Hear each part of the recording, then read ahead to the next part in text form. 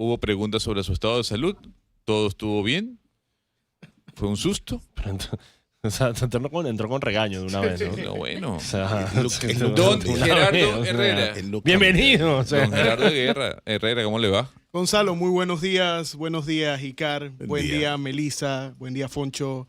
Buen día, ¿qué tal? ¿Cómo estás, Lopera? Qué gusto por fin conocerte personalmente. Igualmente. Un placer. Sí, lamentablemente la semana pasada no pudimos llegar, pero bueno, estamos acá y creo que hay muchísima información y sobre todo acabo de revisar los precios de los futuros y esta guerra de Israel con Irán realmente ya empieza a tener impacto sobre todo en el comportamiento de la bolsa, ¿no? Y el petróleo, pues, a la baja enseguida. Se complica la Sí, situación geopolítica en medio de una reunión del G7. Irán e Israel ya, directamente atacándose. Antes era una guerra proxy, ¿no? Ahí estaba Hezbollah, ahí estaba Hamas, no se tocaban, pero esto sí es de manera directa. Directo, sí. Del lado israelí, hasta el momento se contabilizan más de 28 muertos, del lado iraní, más de 222.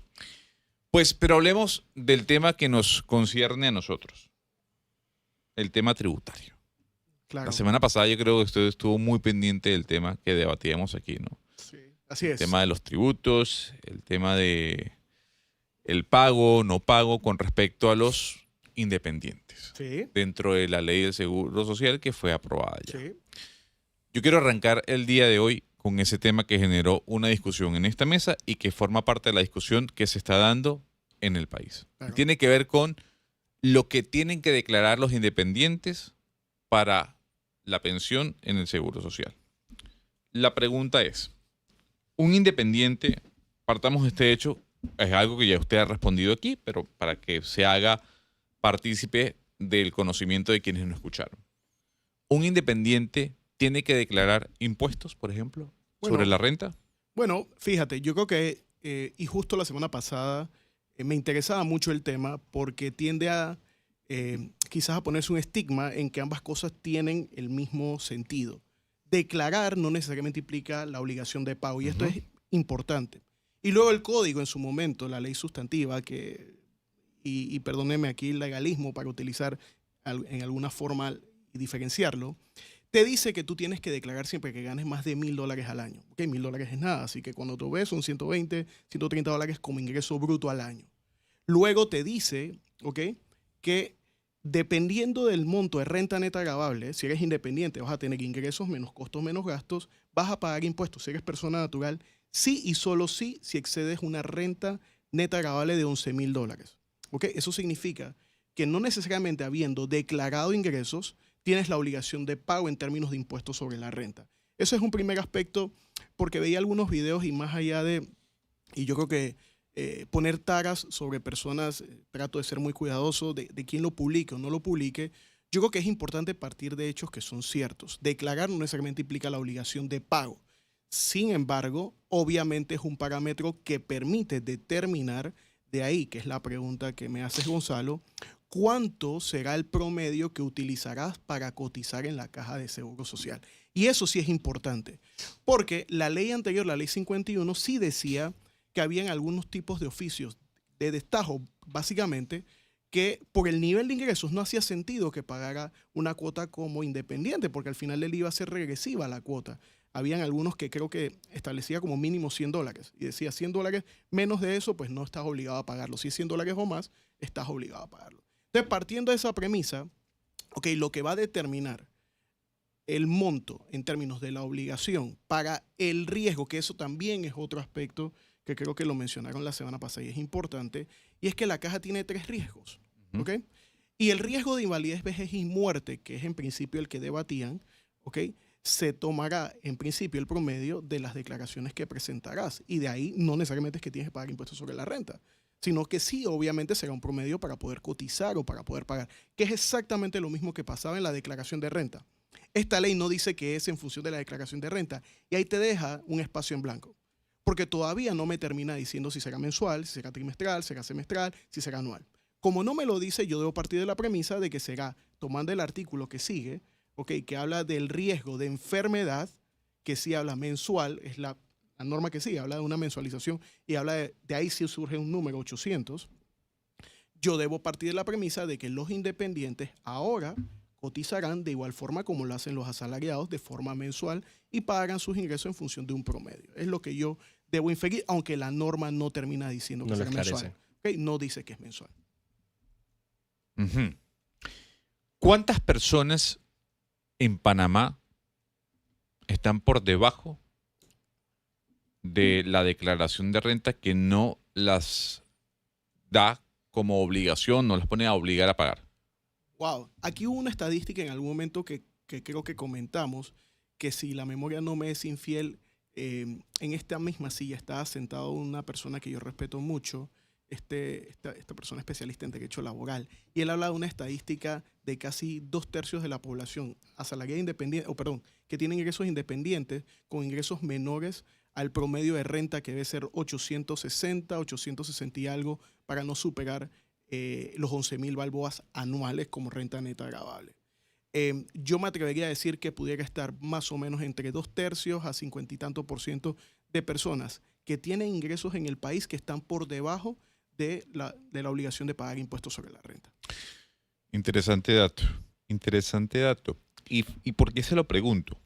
Porque la semana pasada, si no me equivoco, creo que nuestra colega Maritrincea publicó un trabajo en La Estrella de Panamá con respecto a la evasión fiscal del país. Sabemos que la cultura del pago de impuestos en Panamá ni se acerca a la cultura de pago de impuestos en Colombia, ni se acerca a la cultura de pago de impuestos de España o de Estados Unidos, sobre todo porque el ente fiscalizador, dicen algunos, no hace el trabajo de policía. Incluso Panamá se compara con Perú, en donde también la evasión es altísima.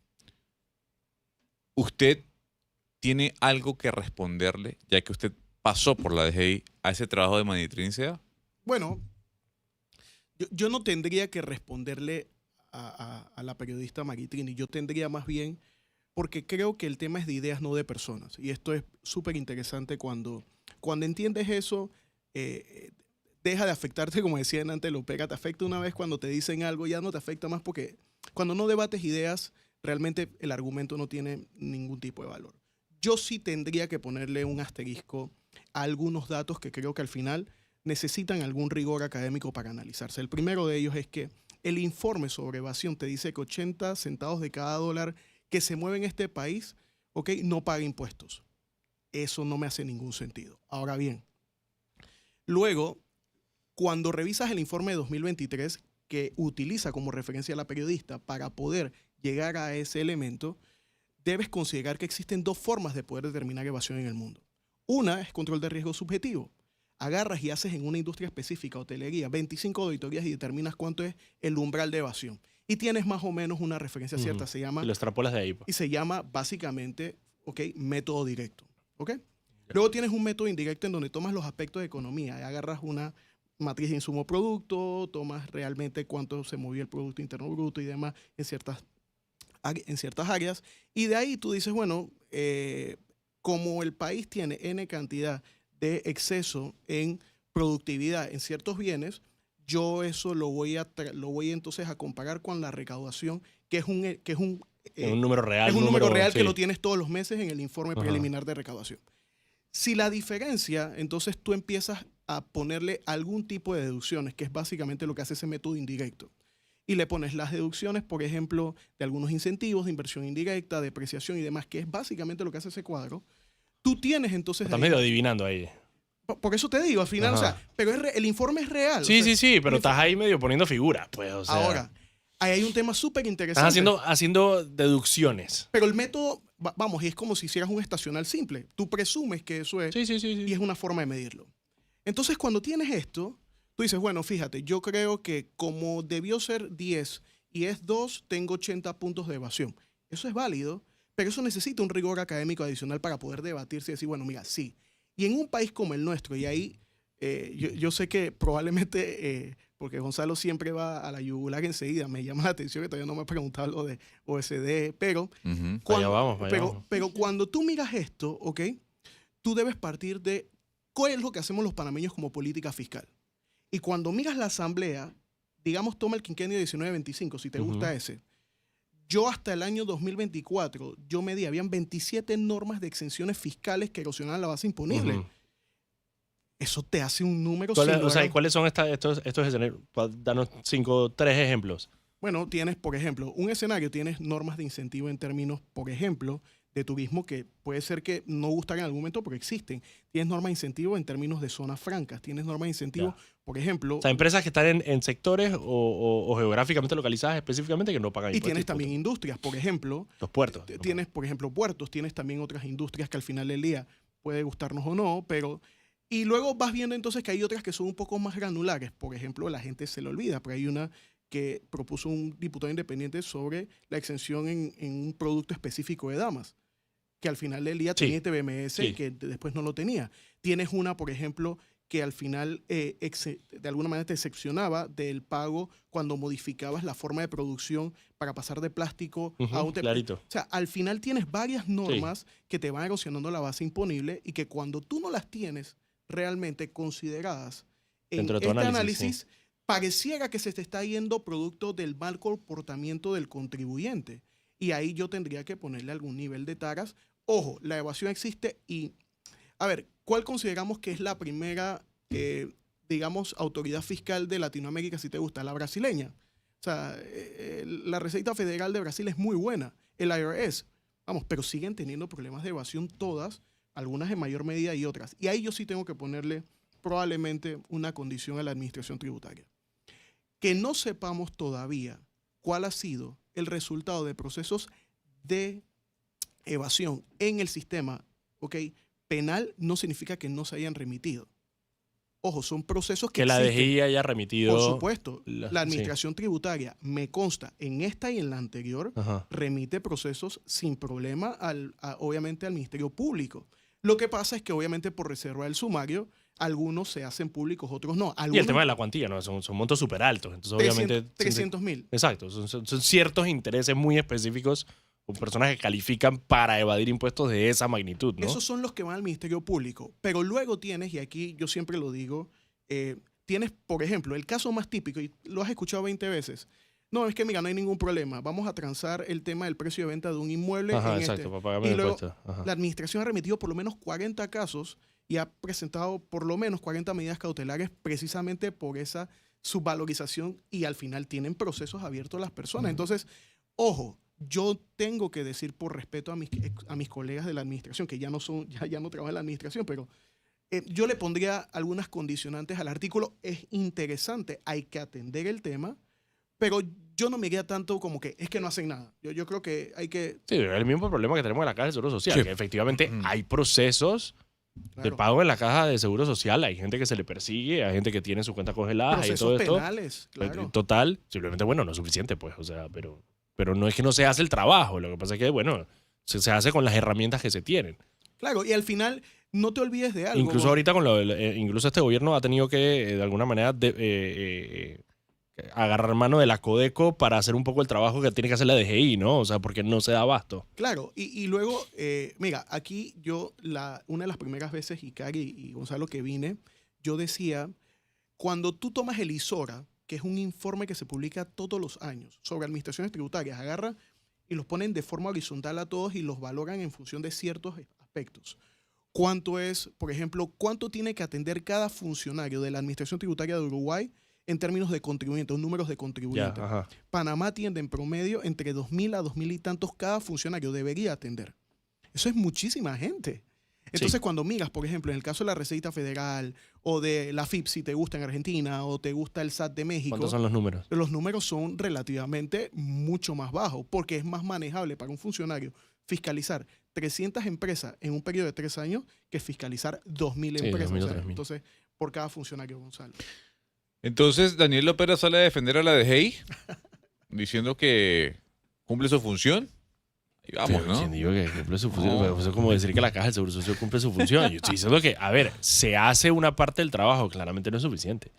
Claramente no es suficiente. No, yo creo que también hay que partir de la base de la naturaleza humana y decir, nadie, a ver, y yo no, ojo, yo no jamás diré que los impuestos son robos, pero bueno, pagar impuestos no es la cosa más agradable del mundo, Pero, pues, por o sea, supuesto, a nadie le gusta pagar impuestos, pero hay que pagarlo, pues, hay que pagar todos los impuestos. Y uno tiene que asumir que la gente no está pagando todos los impuestos que tiene que pagar. Estoy de acuerdo. Pero Entonces, hay y impuestos el que trabajo, yo no entiendo. y la responsabilidad ahí es de la DGI, es del Yo Estado, soy- porque el Estado es el que está... A mí me tienen que cargar un impuesto de un letrero que yo no tengo una empresa con letrero, no entiendo. Ese es Pero ese es con la municipal. alcaldía. Municipal. Eso se están lavando las manos. Exactamente.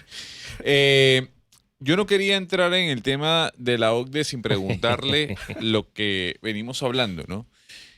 Yo le dije al señor Daniel Lopera que yo soy creyente de la OCDE como organismo. Gonzalo. Ujú. Hay gente que dice, estos El club, señores... el club primero es el Club Unión, ese es el o sea, club, ese es el Club exacto. Bueno, Unión. pues está bien. Usted tiene ahí la posibilidad de sentarse con O sea, gente ahí de tú a tú. Su opinión sobre esa solicitud de Panamá de ingresar a la OCDE. Yo quisiera probablemente llevarte casi 10 años atrás. Y la gente no le prestó atención a eso. Ajá, Panama Papers. No, en el 2016 nosotros formamos parte, no siendo miembros de la OCDE, del marco inclusivo.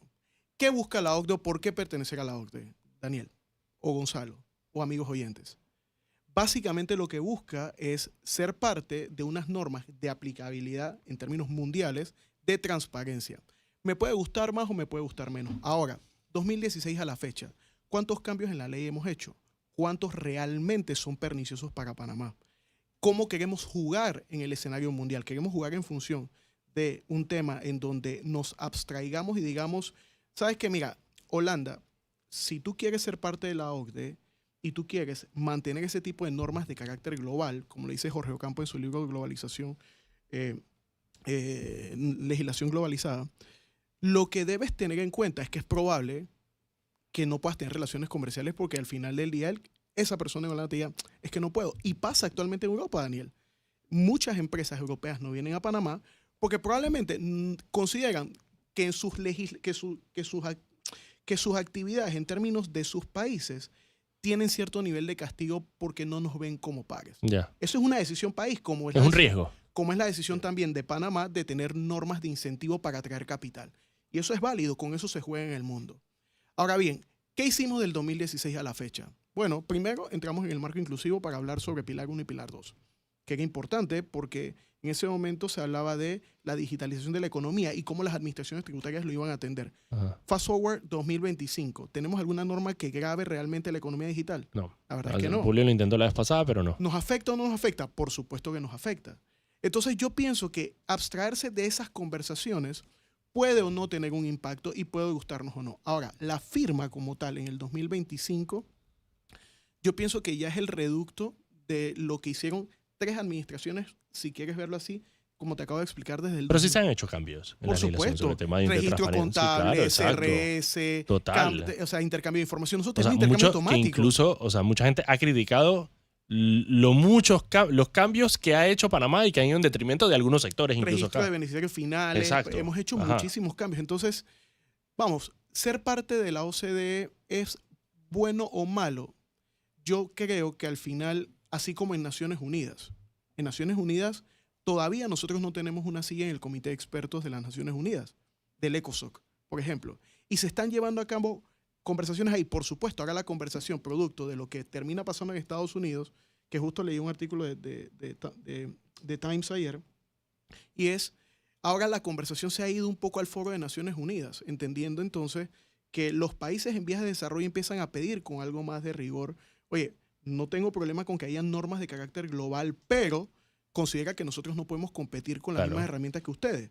Países o islas del Caribe que no tienen otra forma de productividad que no Claro. sea sector financiero. Entonces no me castigues diciendo que porque yo quiero atraerte en forma de incentivo, lo que estoy haciendo es brindándote un servicio con poca o nula transparencia. Y eso es válido también. Pero O sea, también, pero ahí es donde yo, Panamá sí tiene otras maneras de ganarse la plata. claro, podría. Pero, a ver, ¿qué tan desagregada es la economía de Panamá? 5 o 6 sectores. Ujú. ¿Y qué tanto más podemos realmente hacer si no es producto de que cuando yo atraiga capital le dé una norma de incentivo? Sí, está bien, ¿no? No tengo problema con el intento de incentivos, pero el tema, por ejemplo, y el tema de transparencia, yo creo que Panamá, a ver, fue muy buen negocio en los 80 abrir sociedades, ya no lo es, pues. O sea, es un negocio que ya no es igual rentable, ya no es igual de bien visto, entonces Panamá, ¿por qué seguimos atados a este modelo que porque no funcionó en algún momento? Bueno, en ese momento no teníamos el canal ampliado, en ese momento no tenía los puertos, en ese momento ya podemos deshacernos de ese sector. Yo quisiera desmistificar un poco el tema ahí. Y te voy a decir por qué. Hace 2 semanas yo tuve la fortuna de ser invitado a Paraguay como relator para IFA en Paraguay, de Panamá. Y uno de los temas que yo traía a la mesa cuando ves qué sectores han crecido en inversión directa extranjera, uno es el financiero. ¿Ok? Sí. Vale. ¿Y de dónde viene el capital financiero? De Colombia. Básicamente, 2 o 3 bancos que realmente han traído capital y han expandido la operación en Panamá. Ajá. Con Colombia tenemos intercambio automático de información financiera. Entonces eso significa que ser transparentes no necesariamente termina reduciendo la forma de negocio. Claro. Entonces, sí, probablemente la forma en que se hacía antes podía ser un poco más transparente, sí, pero no necesariamente significa que las inversiones directas extranjeras o que el apetito del capital extranjero por Panamá se reduzca producto de que somos más transparentes. Entonces yo, por eso en algún nivel decía, bueno, pero es que ser más transparente no significa que la gente va a dejar de venir a Panamá. Tenemos un montón de variables cuando haces el peste suit de Panamá. Tenemos otras cosas que ofrecer.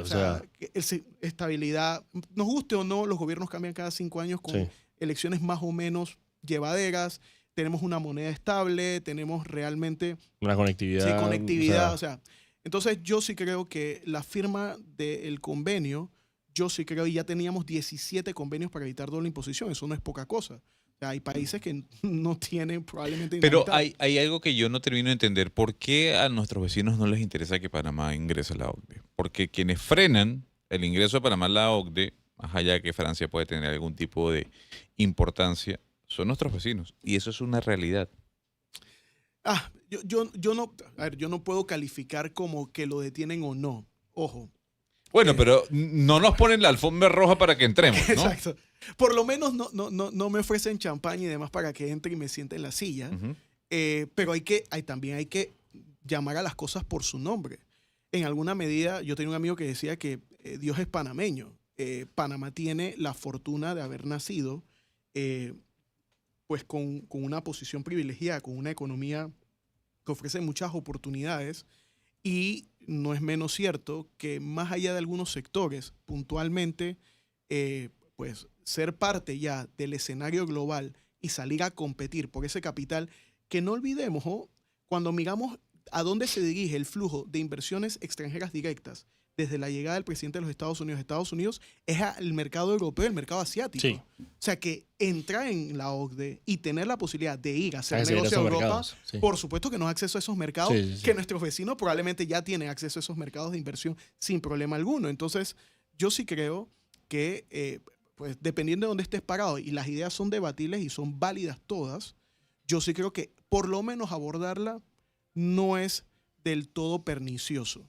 Yo sí creo que... a favor de entrar a la OCDE. Yo sí creo que... es que lo hemos venido haciendo desde el 2016 y antes. O sea, ¿por qué adoptamos ese tipo de normas, Daniel? Sí. Porque queríamos jugar en la esfera internacional. Daniel es anti-OCDE, pues déjalo. Él tiene yo lo que estoy diciendo es que me parece contradictorio. Me parece contradictorio, Gonzalo. Nosotros aquí, los pobrecitos, y nos han pisado. 100%. Incluso Colombia.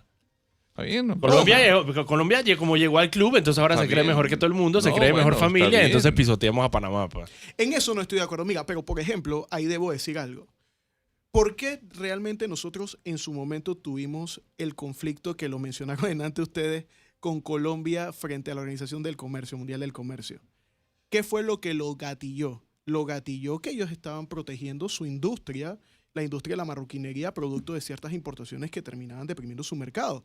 Eso es válido, Daniel, al final cuando tú eres un país. Sí, claro, tú puedes poner tu propio... Sí, claro, pero yo pongo mis reglas. Por supuesto. Ahora, obviamente, eso en términos del comercio mundial, y aquí hay un libro de Dani Rodríguez fantástico, se llama Globalización 4.0, o la paradoja de la globalización. Los países pareciera que, a diferencia de la década del 80 y del 90, donde abramos todo y que entre todo el mundo, ahorita está un poquito cada más, vez empiezan a ser un poco más restrictivos en migración de capital, migración de personas, proteger industria y demás. Entonces, incluso, el presidente Trump, líder del mundo líder del mundo libre en la ONU, en una de sus primeras apariciones cuando fue presidente la primera vez, lo dejó muy claro y dijo: la responsabilidad de ustedes mandatarios es velar por los intereses de sus países primero. Claro. Entonces, ahora, ¿qué nos conviene como país? Y ahí leía el tema de este artículo y lo escribía el editor de Times. Ojo, todos los países, no importa cuál sea el líder que llegue, necesitan respuestas inmediatas. Ahora, ¿qué están dispuestos los líderes a hacer para cumplir con las promesas de campaña? Una de las promesas de campaña del gobierno actual era sacarnos de lista. Sí. Eso es una realidad. Entonces, yo sí creo que eso es un tema importante, ¿no?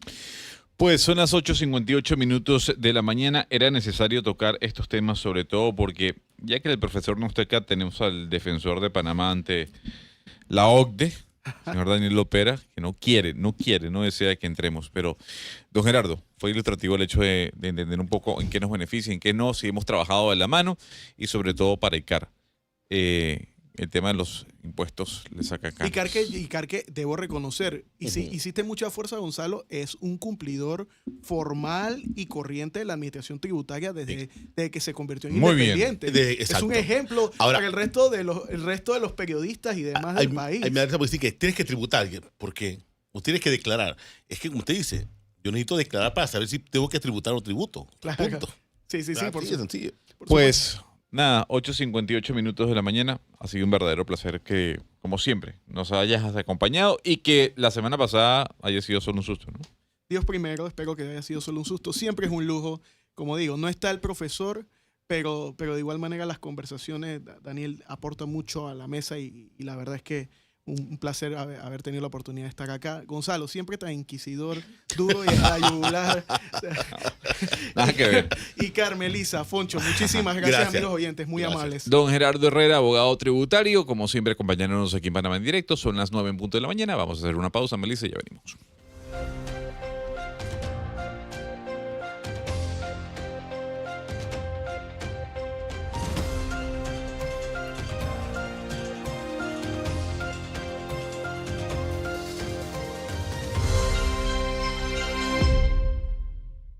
Metro Telecom, internet dedicado 100% fibra óptica para el sector empresarial. Presenta un consejo empresarial